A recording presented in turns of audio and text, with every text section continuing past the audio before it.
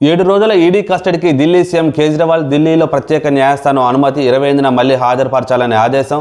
Of అగ్రనేత కుంభకోణ సూత్రధారని ఛార్జిషీట్లో స్పష్టీకరణ. South group సంస్థకు అనుకూలంగా మద్యం పాలసీ. ప్రతిఫలంగా హవాలా మార్గంలో భారీగా ముడుపులు. ట్రయల్ కోర్టులో ఈడీ వాదనలు.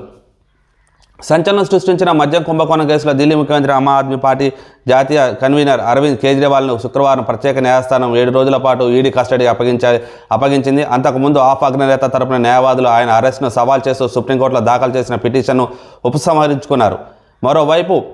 మరోవైపున విపక్ష ఇండియా కూటమి ఆఫ్ శ్రేణుల దేశవ్యాప్తంగా భారీ నిరసనలు దిగాయి. కేజ్రీవాల్ అరెస్ట్ను వ్యతిరేకిస్తూ చేపట్టిన ఆందోళన పంజాబ్, హర్యానాలో హింసాత్మక ఘటనలు దారితీశాయి. ఢిల్లీ సీఎం అరెస్టు రాజకీయ కుట్రనని ప్రతిపక్ష పార్టీలు ధ్వజమెత్తాయి.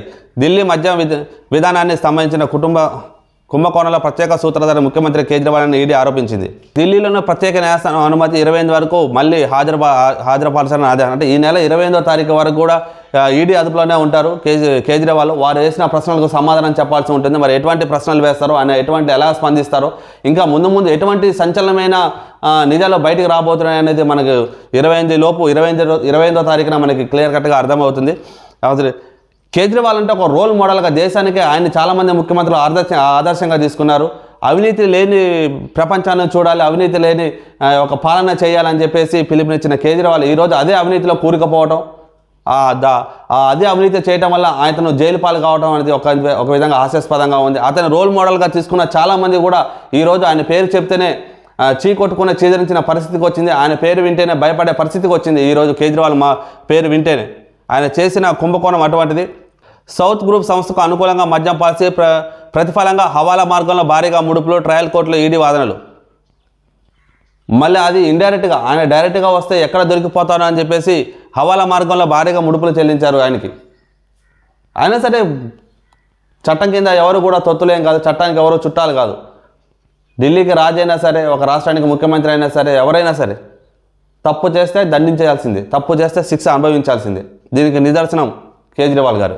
కేజ్రీవాల్ అరెస్ట్ చేసినందుకు ఒక పక్క ఆందోళనలు ఎక్కువయ్యాయి. పంజాబ్, హర్యానాలో హింసాత్మక ఘటనలు దారితీశాయి.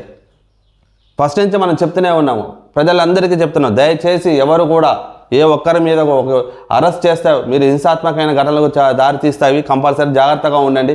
రాజకీయ నాయకులను నమ్మొద్దు. రాజకీయ నాయకులు వారి యొక్క స్వలాభం కోసం మనల్ని రెచ్చగొడతారు. తర్వాత మన కుటుంబం ఇబ్బంది పడాల్సి వస్తుంది. మనకు ప్రాణానికి ఏమైనా అపాయం జరిగితే మన కుటుంబం ఇబ్బంది పడుతుందని చెప్తూనే ఉన్నాం. అదేవిధంగా పంజాబ్లో, హర్యానాలో హింసాత్మక ఘటన దారితీశాయి. ఢిల్లీలో సీఎం అరెస్టు కుట్రగా ప్రతిపక్ష నాయకులు ధ్వజమెత్తాయి. ఆయన చేసింది ఓన్లీ కుట్రేనంట. ప్రతిపక్షాలు చెప్తున్నాయి ఆయన మీద కుట్రతోటే ఆయన అరెస్ట్ చేస్తారని చెప్తున్నాయి. ఒక పక్క ఈడీ ఏమో అన్ని ఆధారాలతో ముందుకు తీసుకొస్తే, ప్రతిపక్షాలు మాత్రం ఆయన అరెస్ట్ చేయడం మాత్రం కుట్రలో భాగంగానే ఆయన అరెస్ట్ చేస్తారని చెప్పేసి చెప్తున్నారు. అంటే తప్పు చేసిన వాళ్ళని వెనకేసుకొస్తూనే ఉంటారు రాజకీయ నాయకుల్ని.